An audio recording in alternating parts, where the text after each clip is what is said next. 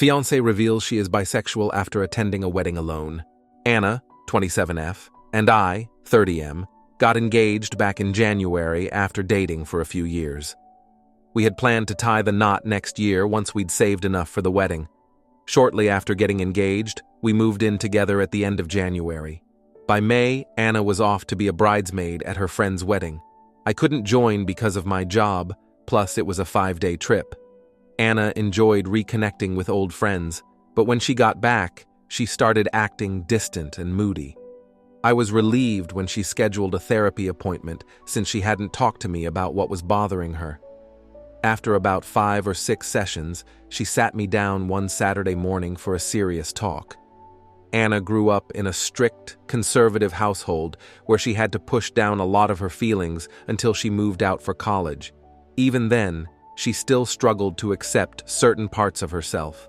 At the wedding, she met the wife of one of her college friends, and it stirred up a lot of those repressed feelings during the days they hung out. She told me she realized she was attracted to both men and women, and that she was bisexual.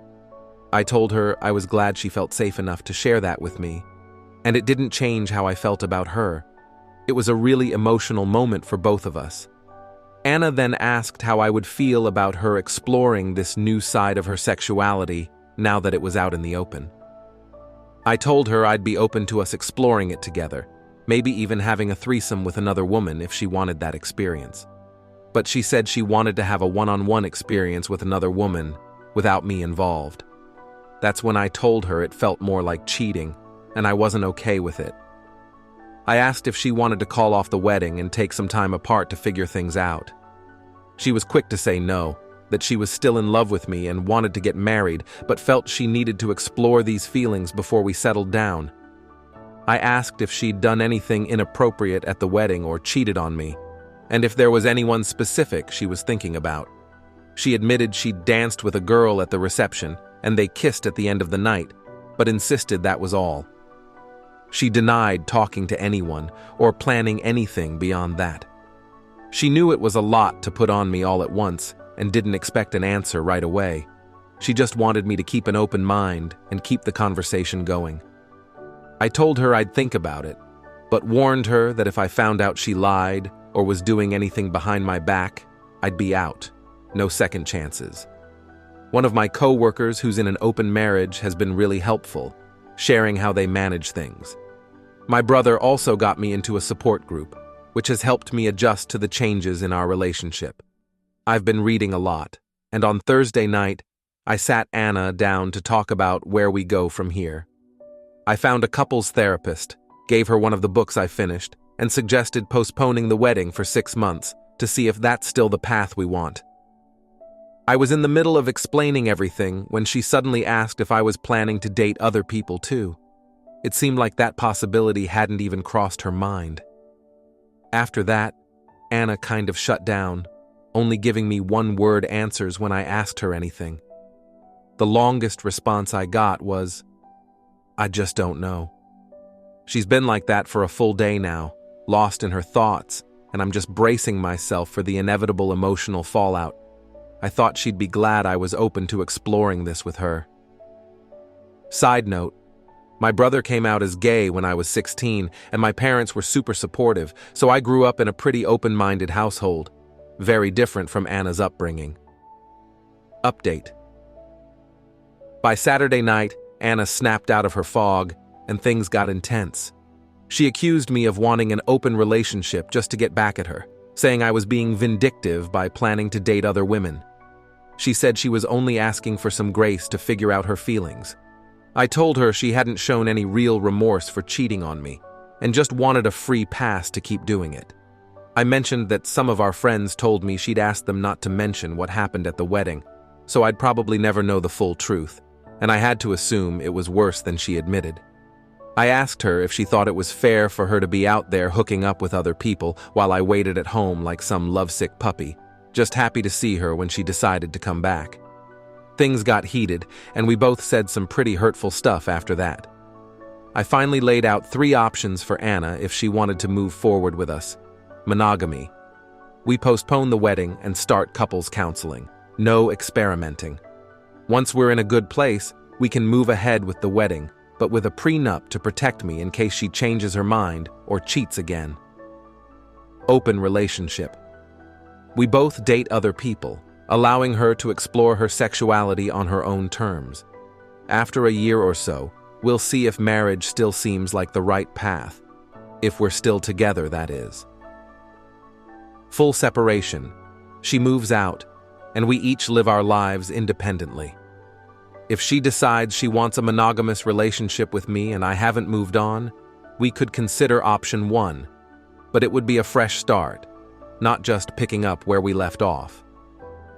Anna said she needed some time to think and decided to stay with friends for a few days.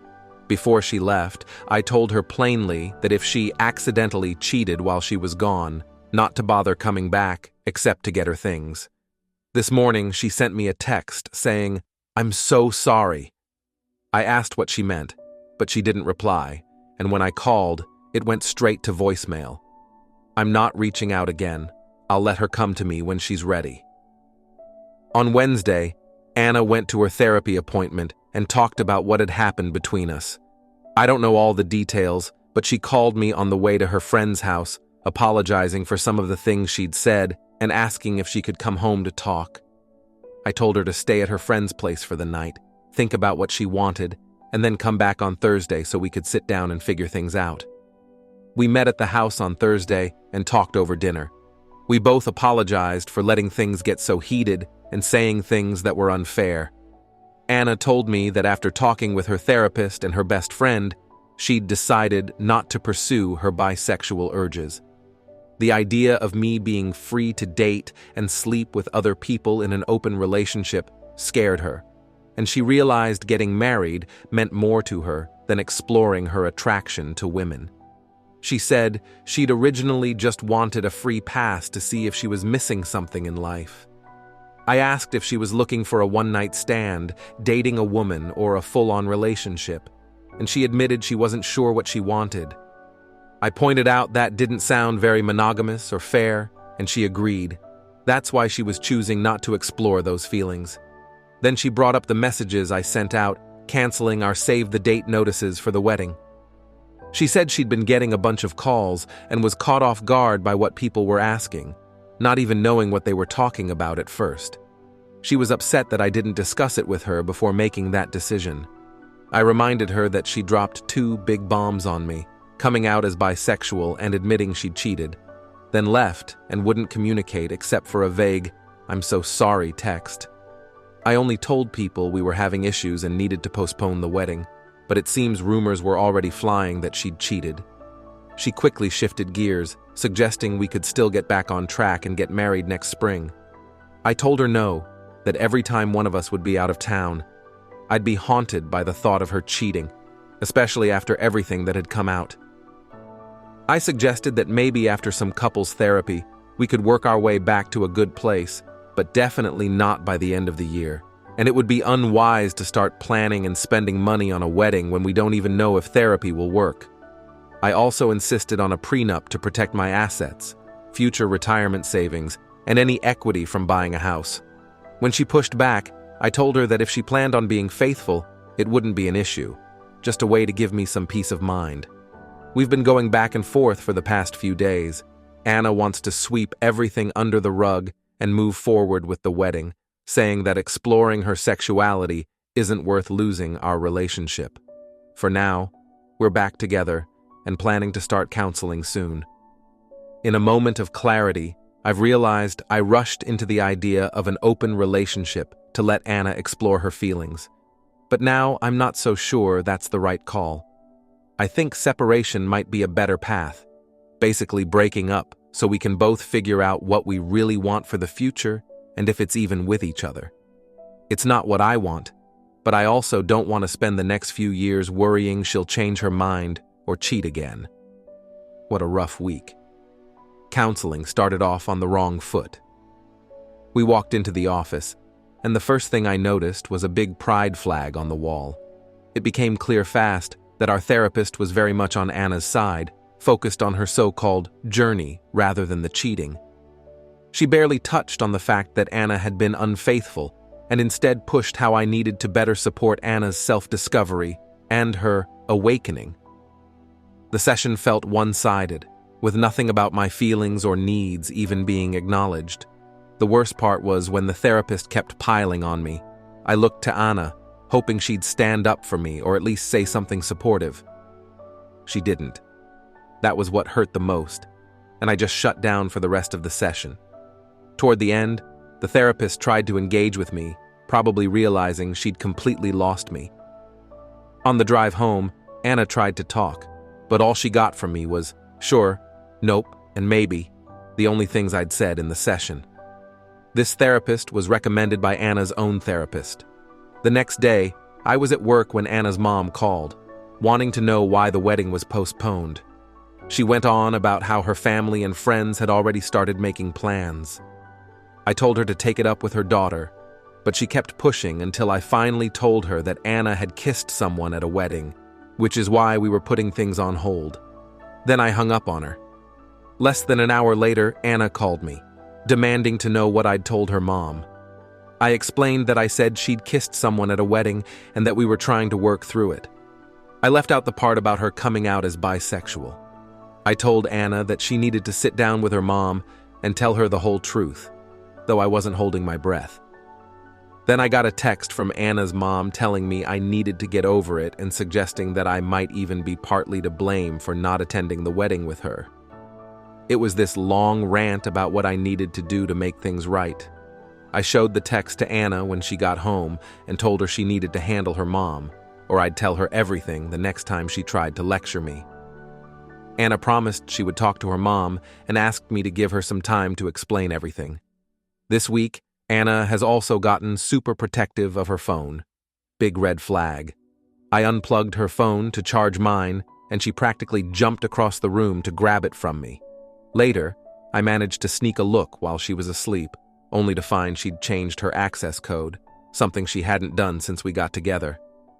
I checked our phone bill online and noticed a lot of long calls to a Colorado area code, which I found out is where the girl she kissed is from. I'm just mentally drained at this point. The lying, the gaslighting, feeling like I'm constantly walking on eggshells. Even when we've been intimate lately, it's like the passion we used to have is gone. It feels like I'm being love-bombed with empty words and gestures. We're supposed to go to a cookout at her parents' house tomorrow. I'm going to do my best to keep my cool and not say anything, but once we get back, I'm telling Anna I'm done. I'll let her choose whether she wants to keep the apartment or move out. She's free to explore what makes her happy, but it won't be with me. I've come clean to my parents and a few close friends about this whole mess. They're ready to help me with the move when I need them. My dad shot down my mom's offer for me to move back home, saying what I really need is a new puppy, not to be living with retired parents at my age. Honestly, now that I've made up my mind, I feel weirdly at peace. To everyone who told me so, you were right. It's time to move on with my life. Anna and I came back early from her parents' cookout. I'd planned for my sister to be at our place when we got back as a witness, but we had to wait a couple of hours for her to show up. Once she arrived, I got us all in the living room and told Anna I couldn't do this anymore.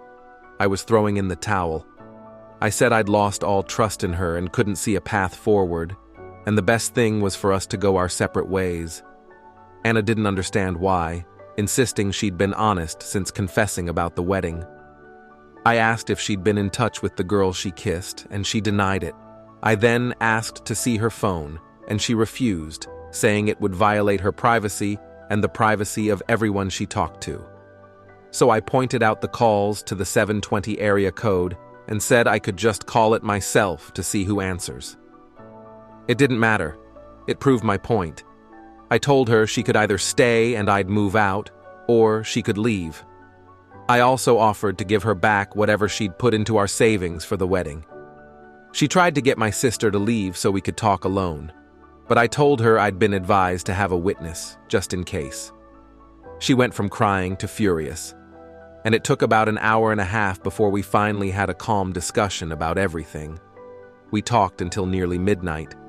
This morning, Anna decided she'd move back in with her parents for now, so the three of us packed up her stuff. While we were waiting for her dad and brother to come help, she asked if we could try another counselor and give therapy one more shot. I told her it was pointless. I could never trust her again, and that's no way to live. Not much of an ending, but it's the only one I've got.